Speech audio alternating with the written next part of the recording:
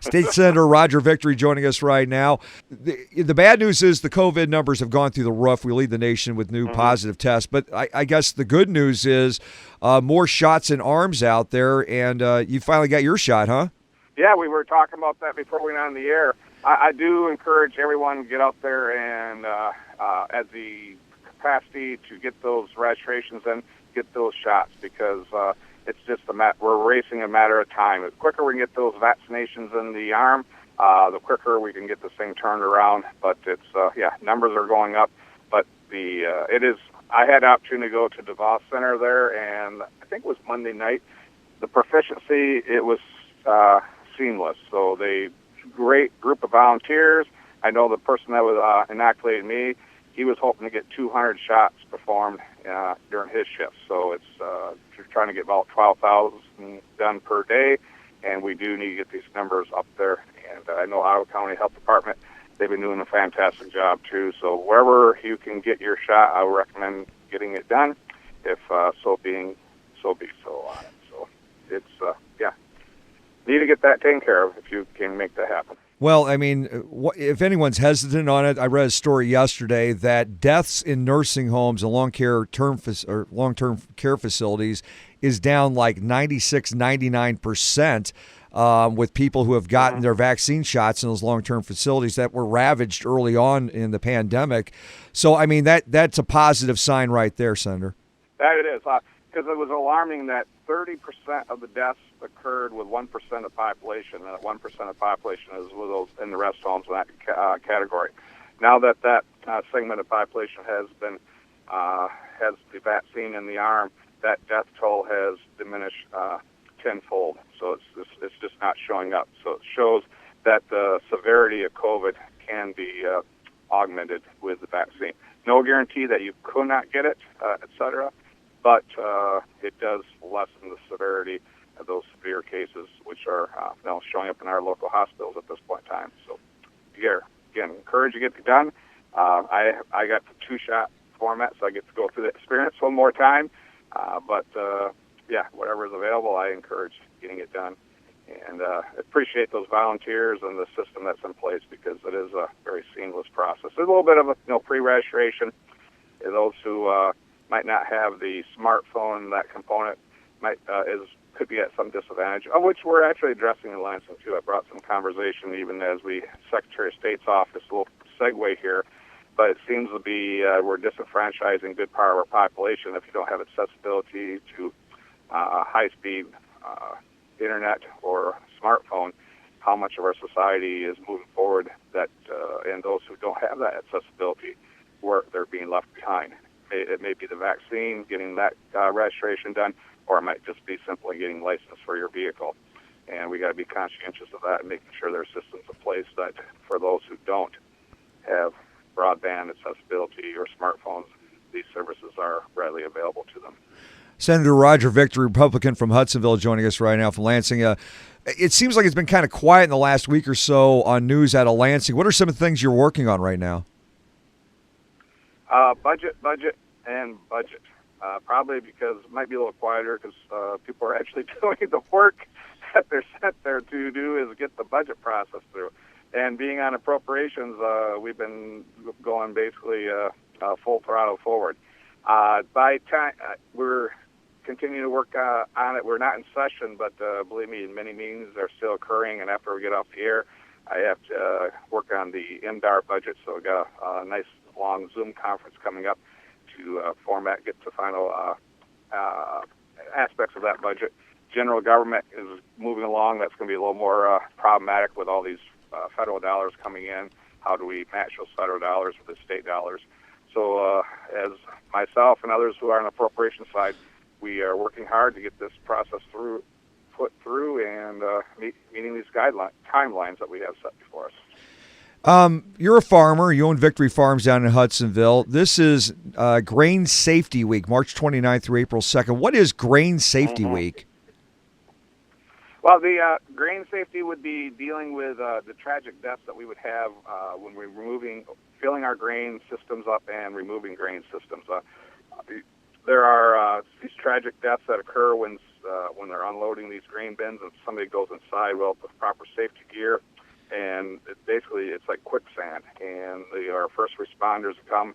It's very hard to deal with it, and it can put them at their lives at risk too.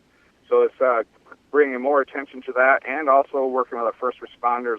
How do they respond to these very dangerous situations? So when we're filling these grain facilities up, it can be very hazardous, and especially as they unload these grain facilities, someone might go inside to make sure that if there's anything sticking against the walls or that kind of nature, and it could avalanche or suck right into it. I like to use the quicksand scenario and getting trapped, and it's a horrible situation. Yeah, we've read those tragedies. Yeah. Terrible out there. Say, Senator Roger. And we just got to be reminded of these things. Just got to be reminded at times and just be smart. Last week, and I didn't even realize it, but I just saw it now, but last week was National Ag Week. As I mentioned, you're a farmer. What does that mean to you? And I mean, it doesn't seem like farmers get enough love or enough credit. I mean, a lot of them are hanging on by the skin of their teeth, so to speak, and, provide all the food that we eat. Well, it is, and just bringing awareness of that before, I remember many different times traveling to Washington, D.C. during the National Farm Week, advocating on behalf of Michigan agriculture and the agricultural producers here in Ottawa County, and just getting that message across. And now I have the opportunity actually serving in Lansing, bringing that forward. We had a resolution on the Senate floor, and actually we had some bipartisan support. A colleague of mine, Senator Ollier from Detroit, gave a very stellar speech about agriculture on the floor, dealing with, we have agriculture in our rural communities, but also urban agriculture, and even highlighted, which is something that we overlook, our FFA programs. A lot of our biggest growth of FFA programs are occurring into our urban areas, such as in Detroit and Chicago. And as we need to continue to inspire our young people to get in the realms of agriculture and the ag science areas, that's where we've been reaching out more and more into the urban communities. So I credit Senator Ollier doing a nice bipartisan presentation for National Day of Agriculture on the Michigan Senate floor. State Senator Roger Victory joining us right now. I know that online gaming has exploded. The state's making a lot of money off of that, which is, obviously good for the coffers and everything. But if I remember right, and I don't want to put words in your mouth, but I think I remember you saying something along the lines that you weren't a big fan of that because of the gambling addiction problem that's out there. Yeah, the accessibility, even that's an example right in COVID. We have enough issues going on with our with COVID and the mental health issues and the addiction of that, just having it on hand.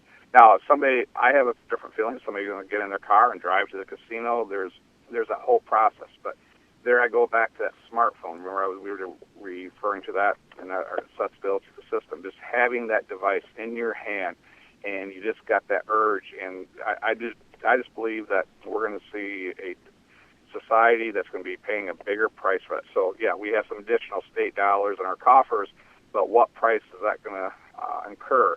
Because we got the additional income, but what's going to happen to our social systems?